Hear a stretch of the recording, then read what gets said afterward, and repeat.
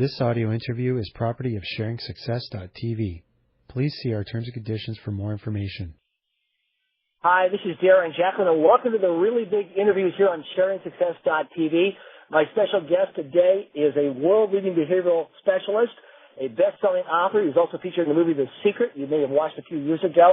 This gentleman travels the world, many countries a year, making a difference on the planet. My guest today is Dr. John Demartini. John, how are you today? I'm doing great, Darren. Thank you. Thank you so much for taking time out of your busy schedule to be here. I know you just got back. Were you in South Africa? Is that where you just came back from? Yeah, I was in South Africa, then New York, then now I'm in Houston at this moment. Wow.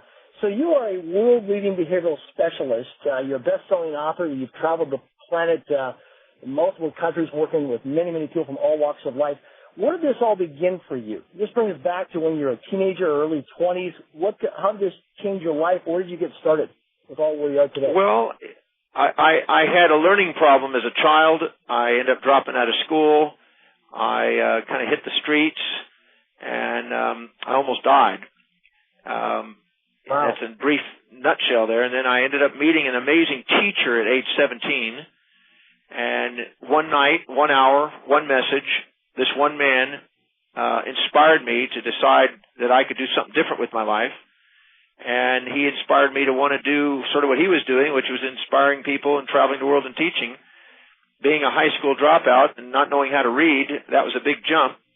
But I was so inspired by what I heard from this man that I want to dedicate my life to that. So now in November will be 37 years. That's all I've been doing, focusing on that. Incredible. Wow. Now, I attended in February of 2009 the Breakthrough Experience in San Francisco, California, USA. Truly a life-changing weekend for me.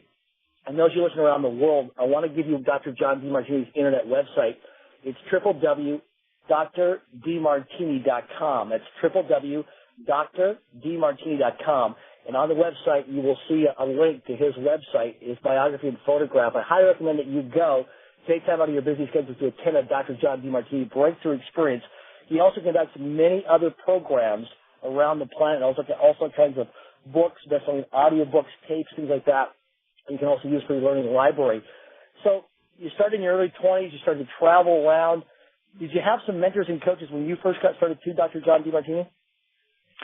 Well, my first mentor was Paul Bragg, who's the man that inspired me when I was 17. And then I started to learn how to read, because I had to go back and learn that. And then I just started devouring once I got into it. Once I found out I could read, I wanted to read. And I just started reading everything I could get my hands on, from the great philosophers to great politicians to great leaders of any form in any field, Nobel Prize winners, sports personality, anything about a biography of anybody that went and did something amazing with their life, I wanted to devour it. So all of them have been mentors. Then I came across a mentor when I was about 23 who had 6 PhDs. He was 35 years old. He was a genius mind, and he catalyzed a tremendous expansion. And then along the way, many different mentors, again, through reading and eventually actually meeting people, too numerous to count, that have been mentors in different fields. So it's not one, but it's been many. Mm-hmm. Wow. The Breakthrough Experience Weekend. Share with our listeners around the world, what is this weekend? What entails this weekend with people coming in from all over the world to attend your events? Well, the first purpose of it was to do what this man did for me when I was 17. My life had such a shift in one night because of this man that I dreamed about doing the same thing for other people. So that was the first step. But what I did is I've just synthesized and summarized the last 36, almost 37 years worth of research on human potential. And I do everything I can to help people break through whatever's in the way of where they want to go. I give them tools and principles and methods that I am absolutely certain that work if they just work it, and I make them work it. So it's just not a theory. It's just we apply it. We make sure they get the experience. And then what we do is we help them learn how to manifest and create the things they want in life so they don't have excuses and baggage in their way. So I show them how to break through the baggage and how to help them get on with what it is that really inspired by, and help them find out what their values are, and help them break through fears and guilts and emotions and resentments and infatuations and distractions that stop people from really doing something amazing on planet Earth. Mm-hmm. Now, you talk about a hierarchy of values. Every human being on the planet today has a hierarchy of values. Can you explain a little bit more about that? Yeah, everybody has what's most important in their life down to least important, sometimes called a set of priorities. And whenever we set goals that are congruent with our highest values, we tend to walk our talk. We tend to have discipline, reliability, and focus. We tend to bring order and organization to our life.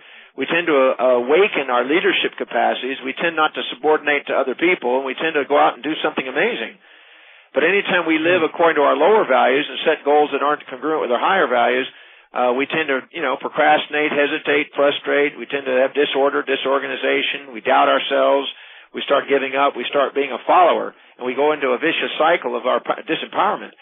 So in the breakthrough experience, I show people the distinction, how to determine their values, real values, not fantasy values that people like to make up in their lives, and then how to help set goals accordingly. Because the second they do, they're inspired from within, and they don't need motivation without.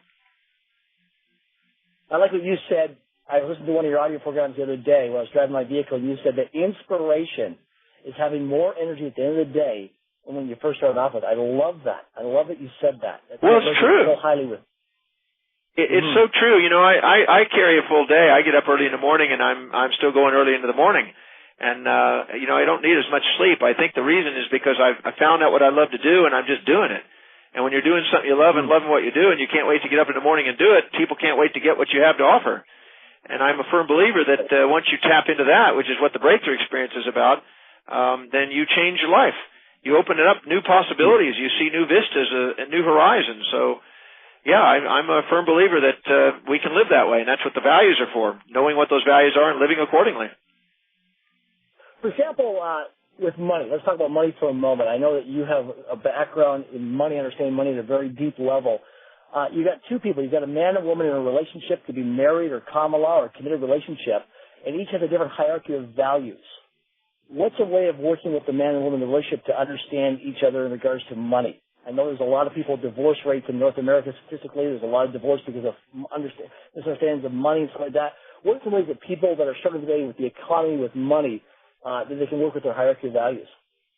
Well, the set of priorities or hierarchy of values that they live by determines their financial destiny.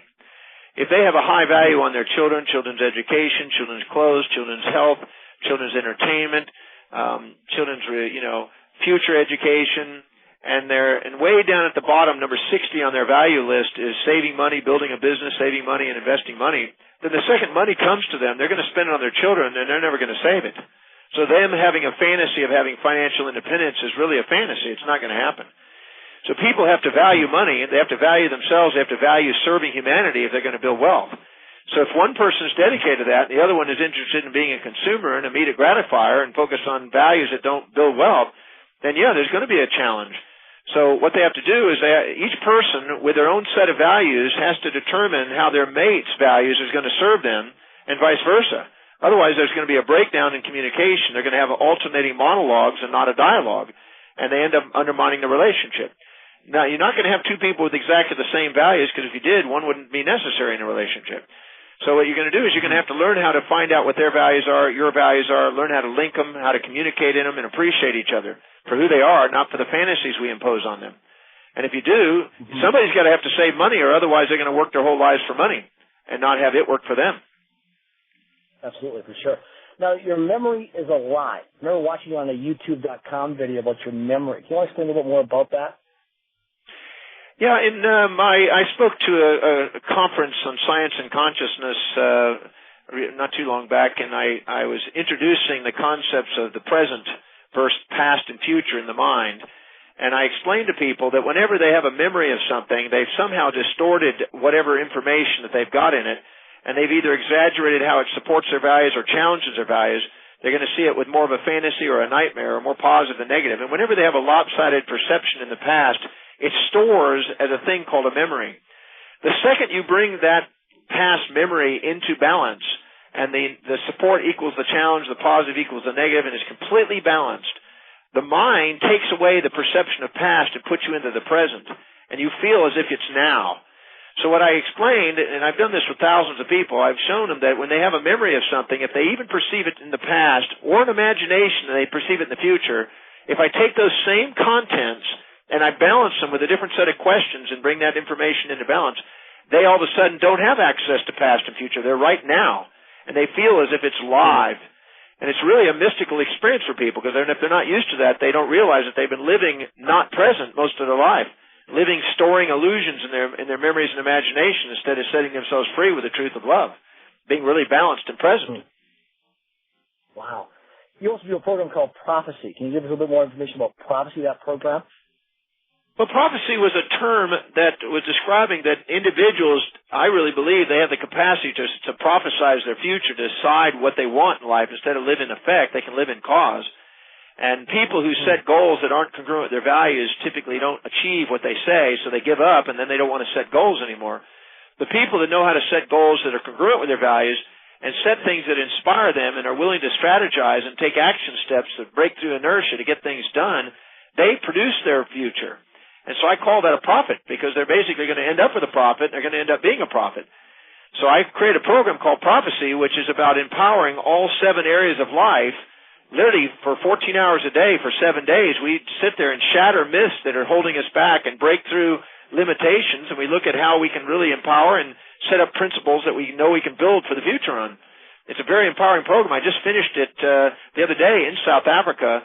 Amazing program. And we basically help build leadership. What we do is we go through and we look at our spiritual quest, our mind development, our career, our finances, our family, our social, and our physical, and we do everything we can in those 14 hours to blow through whatever's stopping us from going out and being a leader in those areas and really growing and having a global impact. So that's an inspiring course. I love teaching. Wow, incredible. How many countries have you been in so far? How many countries? That was the question?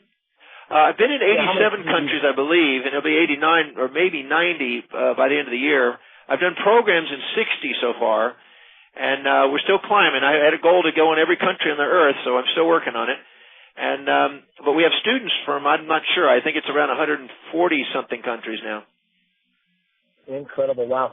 Share with the listeners around the world how you had, I guess, a goal or dream or a vision years ago that you wanted to travel the world, because your world is the playground, and then how today you have a place, I believe you still have, on the world, the ship that travels around the world. Explain how that worked.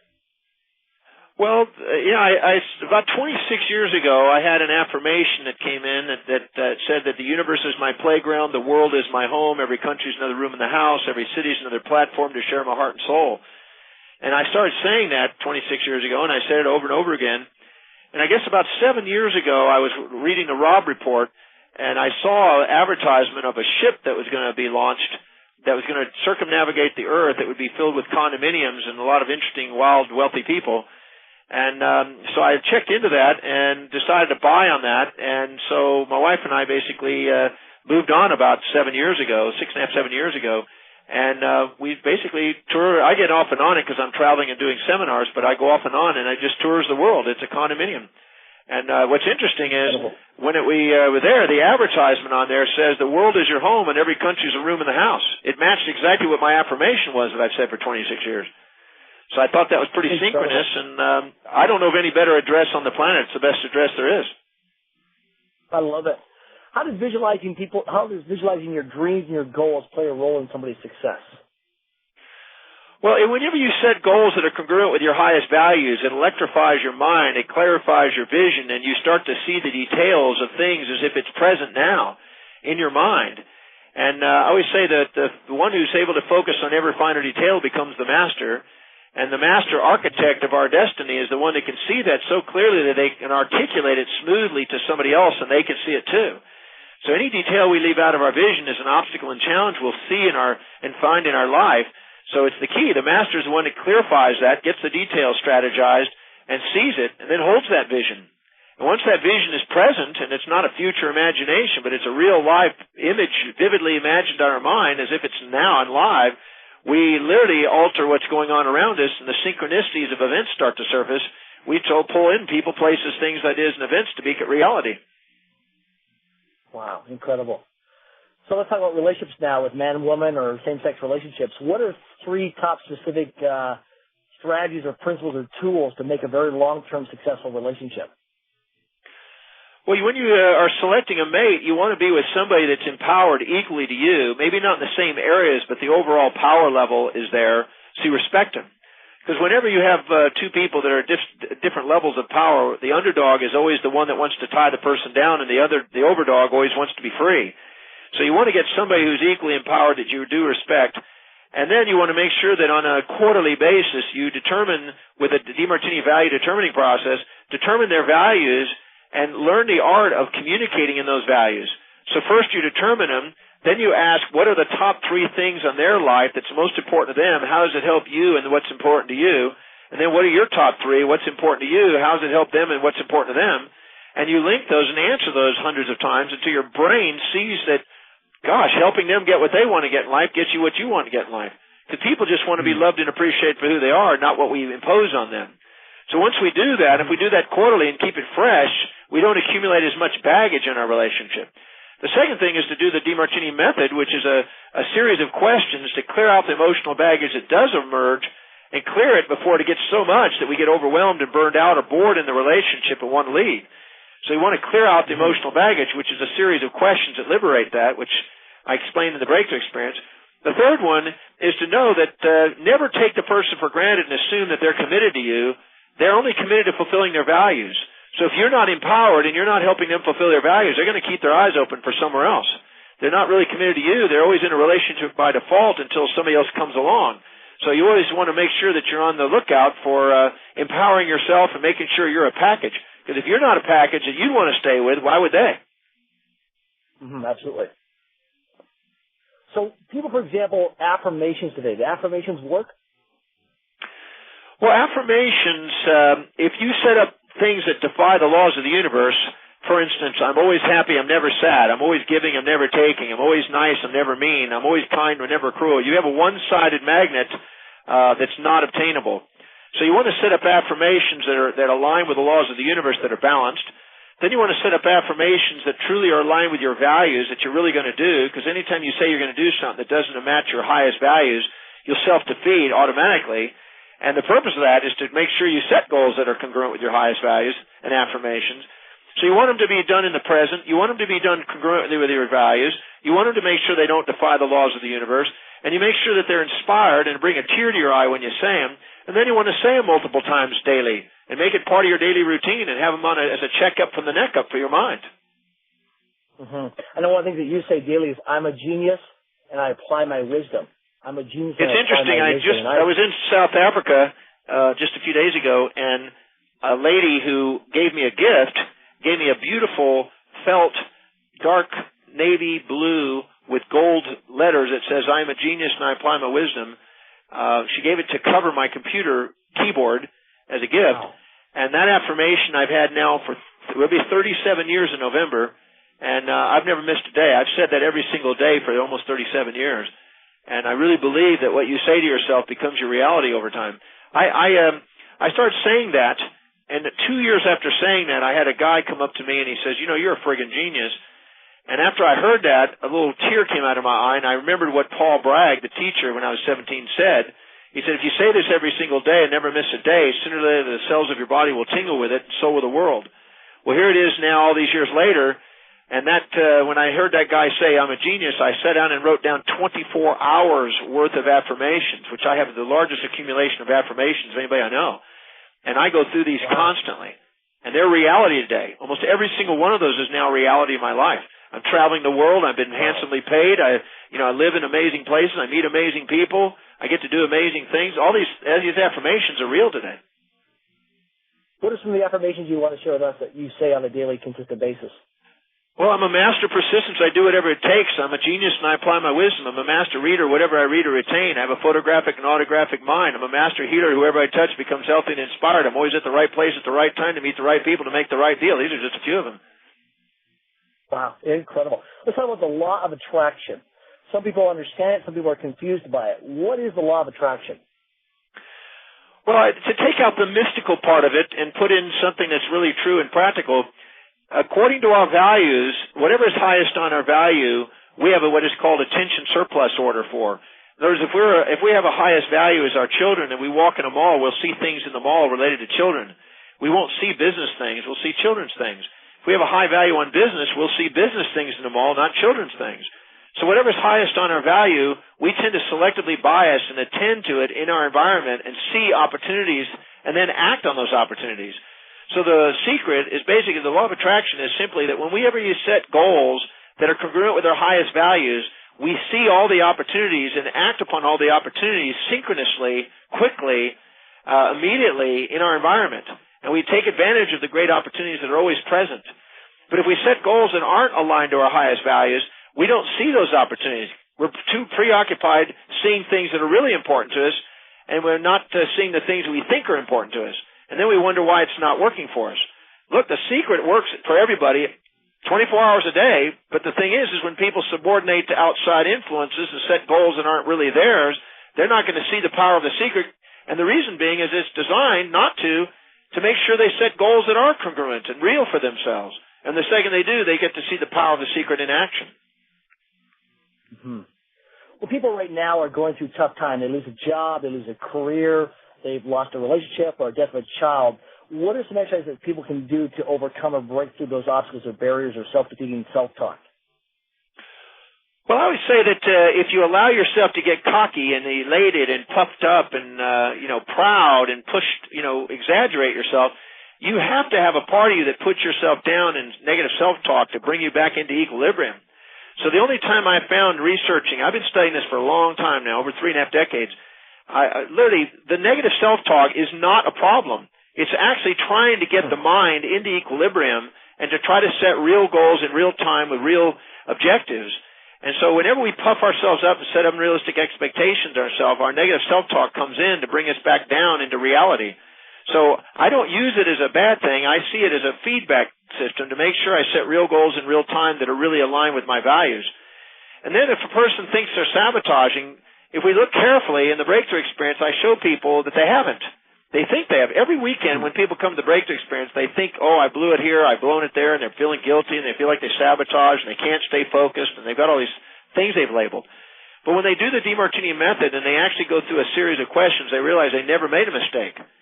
The only thing that made them think they made a mistake is when they were expecting themselves to live outside their values, live according to somebody else's that they put on a pedestal's life, compare themselves to other people, expected themselves to be somebody they're not, and then wonder why they didn't get results. The real truth is you're setting goals truly according to your own values, and that's where you're reliable, that's where you're disciplined, and that's where you're focused. You don't sabotage those. You achieve with those.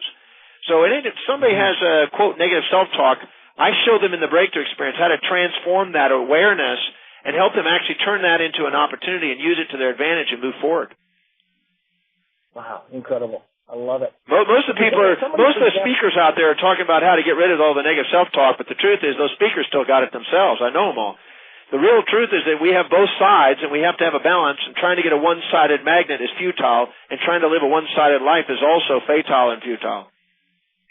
So, for example, somebody who's an entrepreneur or real estate agent or mortgage broker in commission sales, how does somebody increase their value in terms of financially what they want? I've met many people in Chamber of Commerce groups and Rotary clubs that say, I want to make more money. I want to get paid more, but I'm scared to ask for more. So how does the first thing is that money only comes to people that do a service in people's values. So if you stop and reflect and think, okay, what are the real values and needs of people, and how do I serve those? So if you're not going out there, and we can sometimes project assumptions onto people and think what we think is important to them, but we have to really find out what's important to people because they only want to pay money to something that they value. So if we're not making money, we need to go find out why we're not, and the real reason is we're not serving a value system. So we have to make sure that our sales or our product, service, or idea is in people's values, number one. And then we have to not limit that. We have to be able to say, how can we bring a product, service, or idea to more people more effectively and more efficiently? And, are we limiting that? And if we do, we're going to limit our income. Then the second thing is we have to make sure we appreciate money and have a value on making money and serving and saving money.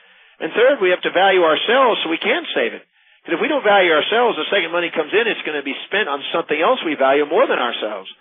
So my experience is if I put somebody on a forced savings electronically into their savings account and their investment account, and I go out and find out what their product, service, or idea is, and then we go find out who can benefit from that, and then go out and make sure that we're asking questions to establish true needs, And then we go out there and write down 200 reasons why the product we have will serve them until we really have something to say.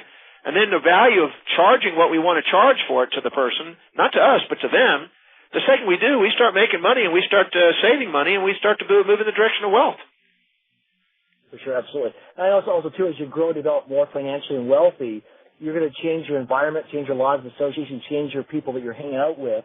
That's because you're growing and developing all the time. So how do people deal with that transition of realizing, okay, I've got a raise, or I'm making more money in my company or my business, my career, but the people around me, I feel that they're just not serving me anymore. So what's the best way for people to go through that transition to find new people, attract new people into their life? No problem. What you do is you basically, when you have $10 saved, you hang out with 10 heirs. You have $100 saved, you hang out with 100 heirs. You have 1,000 saved, you hang out with 1,000 heirs. You got $1 million saved, you hang out with millionaires. You got $1 billion saved, you hang out with billionaires. Start saving, start investing, start building your wealth. That's one. Because you will draw and magnetize different clients, customers, people to you by doing that, because you're going to walk and talk differently. Number two is fill your day with priority people, because that way you don't have time for people that are lower on the priority list.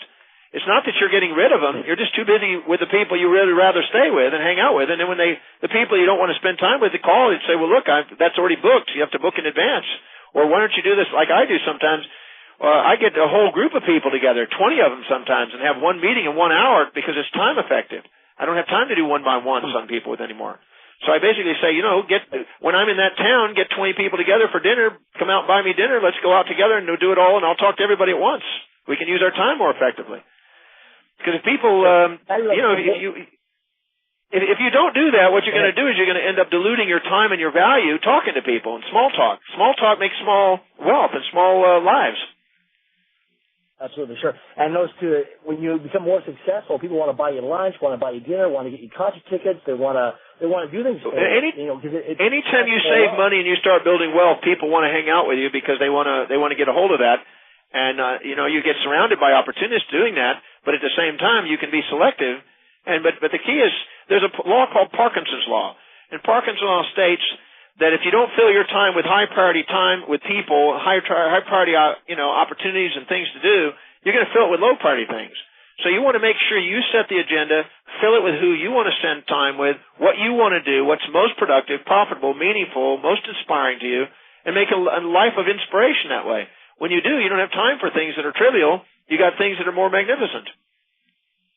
Absolutely, for sure. What would be a way for myself and the listeners around the world listening to you today, what would be a way for us to contribute and be of service to your life, John?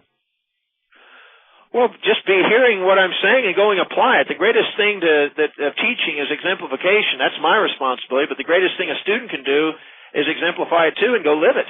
If you live it and then you go out and say, yeah, I listened to Dr. Demartini, and then you're going out and living it, people then want to know what that Demartini is about.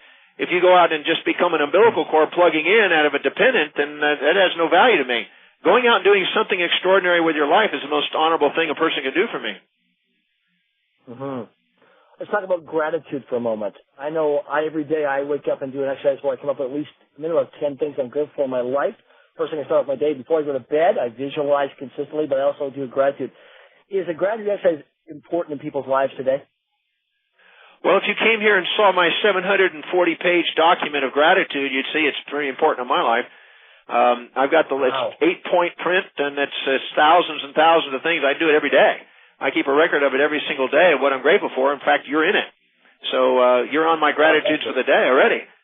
So I basically stop every day and I document what I can say thank you for, whether it's supportive or challenging, doesn't matter what it is, but something I know I can learn from and grow from and say thank you for. I was born on Thanksgiving Day, and I'll probably die with Thanksgiving thoughts. Wow. So, for example, when we met back in February, I do a process where I actually plan out my year in advance in specific and measurable detail. And I know that if you remember in the Breakthrough Experience, you shared with me you gave me a binder, and it was full of pictures and quotes and things about your life plan, your life purpose. I don't know if you remember that back in San Francisco, California. Yep. But I was in such awe, I had tears in my eyes looking at it because I thought, this is another human being like myself who gets it at that level. And I remember leaving that day and thought, wow, my life has changed because now I have something to live into as a specific blueprint or plan in my life. Do you want to explain more about that thing that I looked through in the Breakthrough Experience seminar?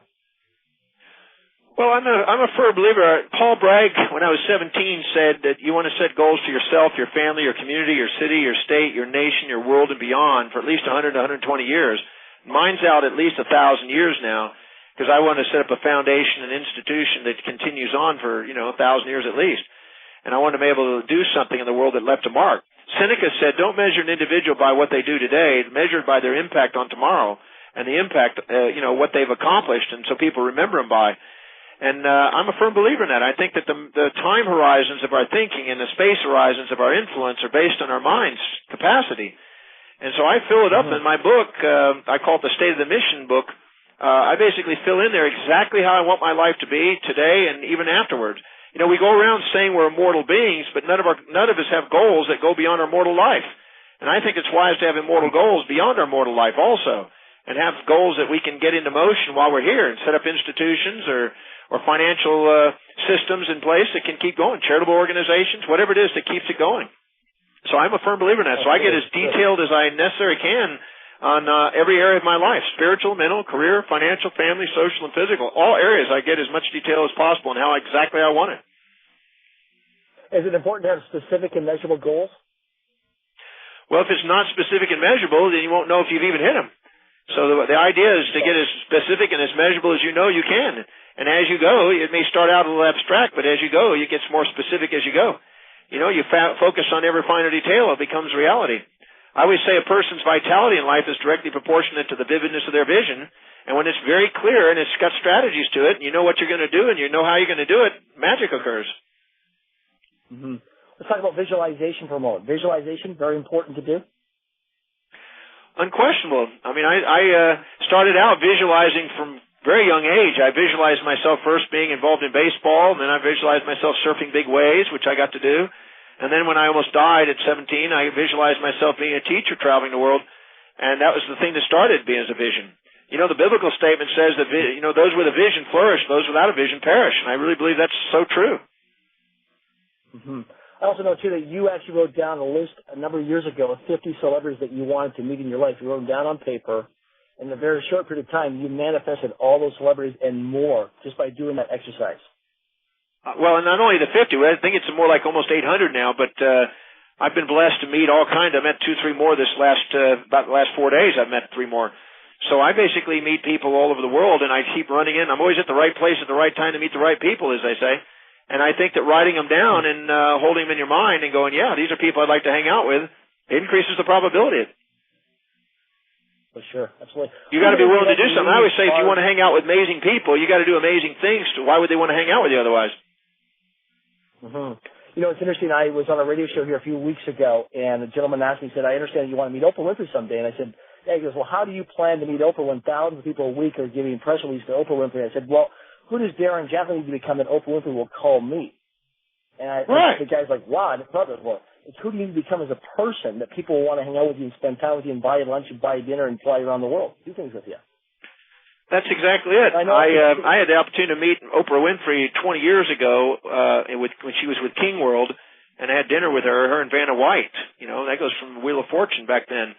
And so I definitely have intentions of having a conversation. In fact, this last week, on Wednesday of this last week, there was a dialogue going on between a producer that I'm working with and her. So looks like we're getting close to do another opportunity together. Oh, for sure, absolutely. What are the things you'd like to leave with our listeners today around the world?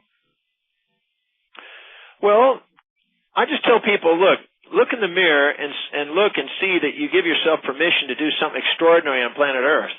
Give yourself permission to be an astronomical being having a global effect. Give yourself permission to shine, not shrink, to serve and not feel like you don't deserve. And, no matter what you've done or not done, you're worthy of love and you're worthy of having what you want. So it doesn't matter what you've been through or where you're going, what's gone on in the past. What matters is, do you have a dream and you're willing to go out and do it? And don't let anybody on the face of the earth, not even yourself, stop you from it. Just every day do another action step and move towards it.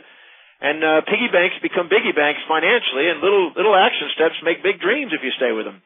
So don't let anybody stop you. Don't even let yourself stop you. Just go out and do something extraordinary. Give yourself permission to be really what you really deep inside know that you desire to be. Thank you so much. My guest today is Dr. John Demartini. He's a world-leading behavioral specialist. His internet website is www.drdmartini.com. He's a best-selling author. Please check him out on his website, and I highly recommend those who listen around the world to attend one of his live events. This is Darren Jacklin for the Really Big Interviews with my guest today, Dr. John DeMartini. This audio interview is property of SharingSuccess.tv. Please see our terms and conditions for more information.